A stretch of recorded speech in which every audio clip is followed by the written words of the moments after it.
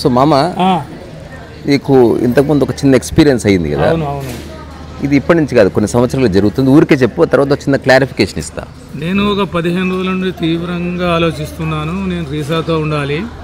Present ఒక 6 నెలల నుంచి నేను ఐడియల్ ఉన్నా కాబట్టి రీసా ఏదైనా పని చెప్తే అదే పని చేసుకుంటూ ఆయనతో పాటే ప్రశాంతంగా ఉండాలి అనే ఒక ఆలోచనతో బాధపడుతున్నా. ఒక నెల రోజులు అయ్యి ఉంటుంది అని లక్ష్మి, ఒక నెల రోజుల నుంచి అనుకుంటున్నా. నెల రోజుల నుంచి అనుకుంటూ ఉన్నాను. అదే మూడ్లో ఉన్నాను. వాళ్ళ దగ్గరికి వచ్చిన వచ్చి ఊరికే కూర్చున్నాము. ఏం మాట్లాడలేదు. మామ మనం తొందరలో మనందరం కలిసి ఉందాం, ఒక పెద్ద ఇల్లు తీసుకుంటా అంటున్నాడు. నాకు ఫ్యూజులు ఎగిరిపోయినాయి. అసలు ఏం చేయాలి ఏం అర్థం కాలేదు. నేను ఇది అడగాలి అనుకోలేదు కదా, అనుకొని పెట్టుకున్నా. అడగాలి అంటే ఇప్పుడు వేరే పని ఉన్నది కాబట్టి అడగాలి అని అనుకున్నా అంతే. నేను అడగలేదు, తానే ముందే జవాబు ఇచ్చేసిండు దానికి.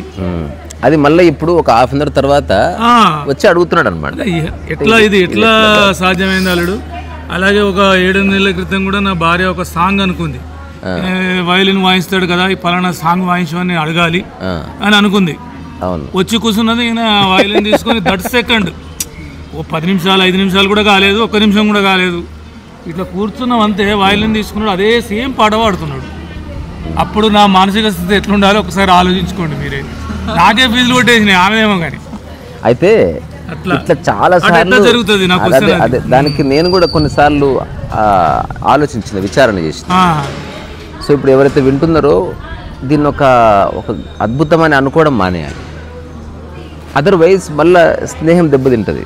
ఇది ఒక మిరాకిల్. ఇప్పుడు నిమ్కర్లి బాబు పుస్తకాలు చూసినా కూడా use to simply say that this is the problem, అలా చేయండి. అసలు వాళ్ళు చెప్పందే లేదు ఎప్పుడు. ఇప్పుడు రిచర్డ్ యాఫ్లెట్ దగ్గర రిచర్డ్ యాఫ్లెట్ అని ఒక గ్రేట్ యోగి ఉన్నాడు. ఆయన హార్వర్డ్లో ప్రొఫెసర్. వింటున్నావా మామ? హార్వర్డ్లో ప్రొఫెసర్ ఆయన. వాళ్ళ అమ్మ చచ్చిపోయింది. మెల్లగా జీవితం మీద ఆసక్తి పోయింది. డబ్బులు అన్నీ ఉన్నాయి కానీ ఏదో ఆసక్తి పోయి డ్రగ్స్కి అడిక్ట్ అయిపోయిండు. పూర్తి పతనావస్థలోకి వెళ్ళిపోయింది. రకరకాల గురువులు, పర్సనల్ డెవలప్మెంట్. ఆయన్నే సైకాలజీలో ప్రొఫెసర్. అంటే మైండ్ గురించి ఎంత తెలియాలో ప్రపంచంలో అంతా తెలిసిన ఒకానొక వ్యక్తి ఆయన. అప్పుడు ఎవరో ఒక ఆయన వచ్చి హిమాలయాస్ దగ్గర నీమ్కర్లి బాబు ఉంటాడంట, ఒకసారి చూద్దామంటే ఏ బాబా కాడికి పోయేది లేదు. ఏడైనా ఏం చెప్తారు వాళ్ళు, ఊదిబత్తులు తిప్పుతారు, పాటలు పాడతారు, అంత వసుదే కుటుంబం అంటే ఇవన్నీ పిచ్చకుట్ల విషయాలు మనకు వద్దని చెప్పేశాడు. అరే బాబు, నువ్వు అందరిలాగా అతన్ని ఎందుకు అనుకుంటున్నావు? ముందే ఎందుకు జడ్జి చేస్తున్నావు? నాకు ఆసక్తి లేదబ్బా. నీ ఆసక్తి అనాసక్తి పక్కన పెట్టు, పబ్కి వెళ్తావు, అటనే అక్కడికి రా అని అడిగితే సరే వస్తాను, కానీ నాకు ఏ ప్రశ్నలు లేవు, ఎవరు నన్ను సాల్వ్ చేస్తారని నాకు ఆసక్తి లేదు. నేనే సైకాలజీ ప్రొఫెసర్ని, నాకు తెలుసు నా మైండ్ గురించి, నా ప్రాబ్లం ఏందో నాకు అర్థమైంది. నా గురించి నాకు కాకుండా ఆయనకి ఎట్ట తెలుస్తుంది అని చెప్పాను. ఇదంతా అయిపోయిన తర్వాత హిమాలయాల కింద ఒక చిన్న బార్డర్లో ఇప్పట్లాగా టెక్నాలజీ, ఫోన్లు, వాట్సాప్లు ఏం లేని రోజు అది. అక్కడ ఒక చిన్న కాటేజ్లో ఉన్నాడు ఒక్కడే ఒక నైట్. ఆ రోజు నైట్ తనేదో డ్రగ్ వేసుకొని ఆ ఆరు బయట కూర్చొని ఆ చందమామ చుక్కల్ని చూస్తూ జస్ట్ మనసులో అనుకున్నాడంట అదేంది మా అమ్మ మరణించి ఏదో ఒక చుక్క అయ్యే ఉండే ఉంటుంది, ఆమె నన్ను అక్కడి నుంచి చూస్తూ ఉండే ఉంటుంది అని చిన్న థాట్. బయటికి ఇప్పుడు నీ దగ్గర చుట్టుపక్కల ఎవరు లేకపోతే నువ్వు ఎవరికి చెప్తావు? జస్ట్ ఊరికి అనుకుంటావు అంతే. అది కూడా యాజ్ ఎ థాట్, ఆకాశాన్ని ఊరికి అనుకున్నాడు మనసులో. అనుకున్న తర్వాత నీమ్కర్లి బాబాని కలిసిందంట. సెలవా మరి మళ్ళీ కలుసుకుందాం అలాగే. సో నీమ్కర్లి బాబాని కలిసిందంట. కలిసినప్పుడు అందరూ ఆయన కాళ్ళు పడి మొక్కుతున్నారు. అక్కడ చిన్న గమ్మత్తైన వాతావరణం ఉంది. ఇతను మాత్రం జేబులో చేతులు పెట్టుకున్నాడంట. మామ సింప్లీ సేయింగ్ నాకు మొక్కడం ఇష్టం లేదని. అప్పుడు ఎవరో ఉండి మొక్కు అంటే జేబులో చేతులు తీయట్లేదంట. అప్పుడు నీమ్కర్లి బాబు చూసి అతను వదిలేయండి అని చెప్పి ఒక పండు ఇచ్చి జావ్ అన్నాడు. ఆ తర్వాత వెళ్ళిపో అన్న తర్వాత ఒక 3 days అయింది. అక్కడ అంతా అనుకున్నట్టు ఏమీ లేదు. అసలు వీళ్ళంతా అన్ఎడ్యుకేటెడ్ పీపుల్, వీళ్ళని మోసం చేస్తున్న గురువు, ఇట్లాంటిది ఏదో ఉంది తప్ప ఏమి లేదు, వెళ్ళిపోదాం అనుకుంటుంటే అప్పుడు కేకే అని నీమ్కర్లి బాబు దగ్గర ఒక ఆయన ఉంటాడు. నువ్వు అటు చెప్పకుండా పోవద్దు, ఆయన వల్ల నీకు బెనిఫిట్ ఉందా లేదా, ఆయన పెద్ద ఆయన ఒక మాట చెప్పిపోవాలి, సంస్కారం అది అంటే. సరే రేపు పొద్దున చెప్పిపోతుంది అని మళ్ళీ నైట్ పూట ఒక్కడే కూర్చున్నాడంట ఆశ్రమంలో, ఇక వెనుక బ్యాక్ యార్డ్లో. అప్పుడు ఒక భుజం మీద ఒక చేయబడ్డదండి, దగ్గర గుంజుకుందండి. ఇట్లా చూస్తే నీమ్కర్లి బాబు వచ్చింది.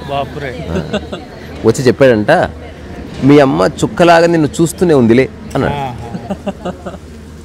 ఆ ఒక్క మాటతోటి తన జీవితం మారింది. ఇప్పుడు అతను ఏమంటాడంటే, నా మనసులో నేను ఇంకా ఎవరితో చెప్పలేదు, ఇప్పుడన్నా ఏదో టెక్స్ట్ మెసేజో ఎక్కడో లీక్ అయింది అనుకోవచ్చు, అసలు తనని నోరే తెరుచుకోలేదు. How it happen? దీనికి ఆయన జవాబు అడగలేదు, ఆయన చెప్పలేదు. అయితే నేను దీని మీద విచారణ చేసిన. నా లైఫ్లో so many times I said many things. Still దాన్ని ఈగోగా మార్చుకోకూడదు, దాన్ని ఒక మహత్ అనుకోకూడదు. బట్ ఎందుకు అట్లా జరుగుతుంది అనేది విచారణ చేస్తే నాకు జవాబు దొరికింది, చాలా చిన్న జవాబు. ఎవరైతే నిరంతరం వర్తమానంలోనే ఉంటారో వాళ్ళకి ఒక అనుభూతి కలుగుతుంది చుట్టుపక్కల విషయాల గురించి. కానీ చూసి సెన్స్ చేసి ఆలోచించి చెప్పేది కాదు, అది జస్ట్ అనిపించింది అంతే. ఇది ఎట్లా చెప్పొచ్చు? గాలి తగిలింది అంతే, స్పేస్ లేదు. గాలి వచ్చింది, తగిలింది. ఇప్పుడు నేను గాలి తగిలించుకోవాలి, నా శరీరాన్ని గాలికి అనుగుణంగా పెడతా, అట్లేం అనుకోగలదు, జస్ట్ అలా తగిలింది గాలికి. అట్లా మళ్ళీ దీనిలోకి విచారణ చేస్తే ఇంకొక విషయం తెలిసింది ఏంటంటే, ఎవరైతే చుట్టుపక్కల ఉన్న అందరినీ తనలో భాగం అనుకుంటాడో అట్లాంటి సందర్భాల్లో హఠాత్తుగా ఆ థాట్కున్న ఇంటెన్సిటీని బట్టి కొన్నిసార్లు అనుభూతి కలుగుతుంది. వాళ్ళకి ఏ ఫిల్టర్ లేదు, స్వాపర భేదాలు లేవు, వాళ్ళు మంచిగా కోరుకుంటారు కాబట్టి వాళ్ళ నుంచి అట్లా ఒక వాక్కు, దీనికి పరావాక్కు అని, అంటే యు ఆర్ నాట్ స్పీకింగ్, నువ్వు చెప్పట్లేదు, అది అట్లా చెప్పబడ్డది అంతే. చాలాసార్లు ఒక 2 minutes చాలాసార్లు చెప్పబడ్డది, ఎదుటి వ్యక్తి ఒప్పుకోకపోవచ్చు కూడా, అయినా చెప్పేశాడు అంతే. అట్లాంటి వాళ్ళకు కొంతకాలం తర్వాత తెలిసింది, ఆ రోజు అతను చెప్పింది ఇప్పుడు అయింది అన్నట్టుగా. సో రకరకాలుగా తెలుస్తుంది అంతేగాని దాన్ని గర్వంగా మార్చుకోవద్దు, దాన్ని అహంకారంగా మార్చుకోవద్దు. అట్లా ఎవరికైతే అనుభూతి కలిగింది, ఇప్పుడు నీకు అయింది, నువ్వు దాన్ని ఏమాత్రం పట్టించుకోవద్దు. ఎందుకంటే ఒకవేళ నేను అడగకపోయినా నువ్వు ఎలాగో చెప్తావు కదా, అందుకని అదేమంత పెద్ద విషయం కాదని నేను చెప్తున్నాను. It's not a big thing. ఇప్పుడు ఈ బ్రదర్ ఏమన్నాడంటే ఐసిటీస్ తెలుస్తుందా మీకు అని అడుగుతుండే. తెలుస్తుంది అనే భాష, అదే తప్పు, అట్లా అనుభూతి కలుగుతుంది అంతే. ఆయన సంశయం ఏంటంటే, ఇప్పుడు నేను అలా అడగాలి అనుకున్నాను కదా, అదే ఫీల్ నాకు అట్లా మీరు ఇట్లా రాగానే నాకు అనుభూతి కలిగింది. అదర్వైజ్ ఎన్నోసార్లు వచ్చినా ఆ మాట ఎందుకు చెప్పలే? ఎన్నోసార్లు వచ్చినా అసలు ఇర్రిలెవెంట్ డిస్కషన్. ఎవడన్నా ఆయన నా ఇంట్లో ఎందుకు పెట్టుకుంటా, అసలు అట్లా ఉండదు.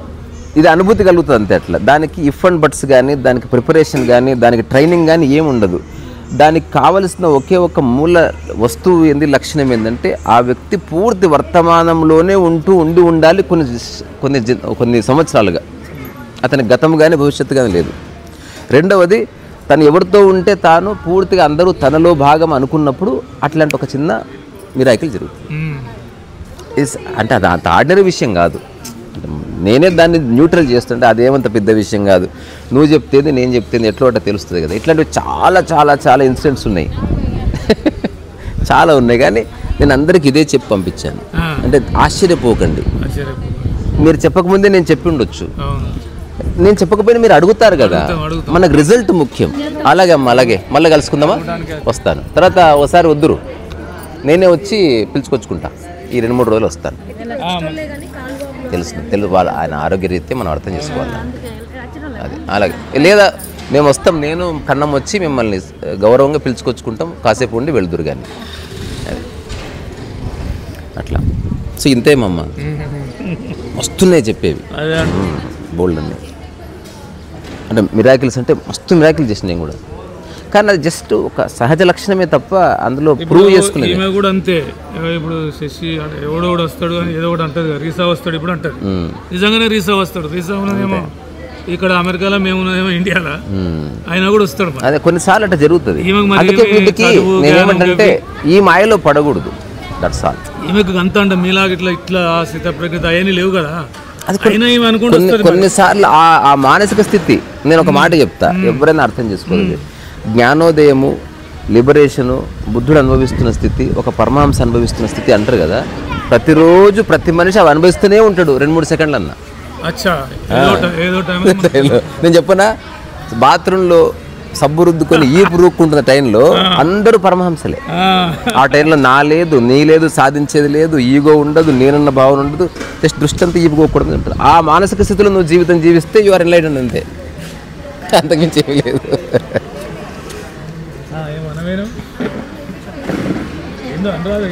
చెప్పేసి ఇది మంచి విషయం. ఇప్పుడు నేను చెప్పింది నీకు అర్థమైందా? అంటే అదేమంత పెద్ద విషయం కాదు, అదేమంత పెద్ద విషయం కాదు, చాలా చిన్న విషయం అది. సరే అది రేర్గా అక్కడక్కడ అయినప్పుడు కొంచెం షాక్ అవుతుంది, ఎందుకంటే అత్యంత క్లిష్టమైనది థాట్ని పట్టుకోవడమే కదా.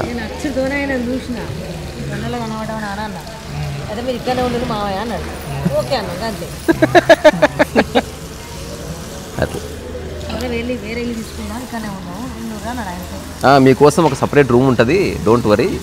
ఇదంతా ఇది మొత్తం చెప్పేసిన స్టోరీ అంతా మొత్తం బరాబర్ ఉన్నది.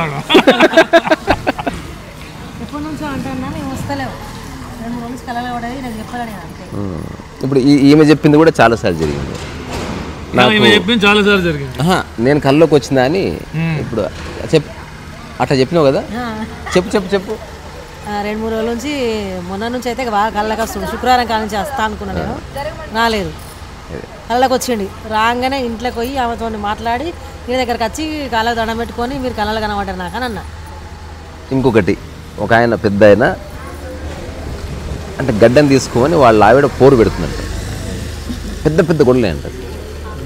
ఆయన నా ఛానల్ సబ్స్క్రైబ్ చేసుకుని 6 ఏళ్ళుగా వింటున్నాడు. ఒకరోజు హఠాత్తుగా నాకు ఫోన్ చేశాడు, మీరు నా కల్లో కనబడి గడ్డంతో అటాచ్మెంట్ ఎందుకు వదిలేయండి అని చెప్పారు, వెంటనే నేను క్లీన్ సేవ్ చేసుకున్నాను, మా ఆవిడ ఆనందానికి వదిలేను. ఇప్పుడు నేనేం చెప్పానంటే, అసలు నేనని మీరు అనుకుంటున్నారు కదా, సత్యం అనేది నీవు నేనని ఉండదు, అది నీవే. జస్ట్ నీ వాక్కుకి నా ముఖం చూసుకున్నావు అంతే.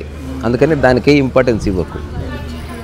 ఒకవేళ దానివల్ల ఎదుటి వ్యక్తి సంతోషపడుతుంటే మీకు ఇబ్బంది లేదంటే తీసేయండి. ఇప్పుడు నేనున్నా ఎంతమంది చెప్పినా తీయను, అది పూర్తి వ్యక్తిగతమని ఆమె కన్నా తెలియాలి, అంతకుమించి ఏమీ లేదు. సో ఇట్లా చాలామంది చెప్తారు నాకు, మేబీ కానీ అందులో స్పెసిఫిక్గా ఈ మాట చెప్పారు. అంటే ఇది స్పెసిఫికేషన్, అంటే ఇప్పుడు అబ్స్ట్రాక్ట్ కాదు, this is what you said, this is what I did అని చెప్పిన వాళ్ళు ఉన్నారు. నేను అయినా చెప్పాను, ఏదైనా రిజల్ట్ మంచిదైనప్పుడు అది మీదే, నాకు సంబంధం లేదు, నేను దాన్ని ఓన్ చేసుకొని నాకు సంబంధం లేదు. ఎందుకంటే నేను ఉన్న చోటనే ఉన్నా, నేనైతే ఎక్కడికి పోలేదు. మీరు చూసింది ఇంకెవరినో. వస్తావా? వర్తమానంలో ఉండగా ఒక ఉపదేశ సారంలో నా ముందు మాట రాశాను, స్థితప్రజ్ఞత, నిష్కామ కర్మ, సమదృష్టి, ఇవన్నీ ఇతని లోపల ఉన్నాయి, నిజంగానే అది కనబడుతుంది. సో ఏ ప్రత్యేకత లేదు మామ, జస్ట్ వర్తమానంలో ఉండటం. అట్లా నిరంతర వర్తమానంలో ఉన్నప్పుడు సాదాసిదా మనసుకు తెలియని కొన్ని విషయాలు అటువంటి మనసు అనుభూతి చెందుతుంది.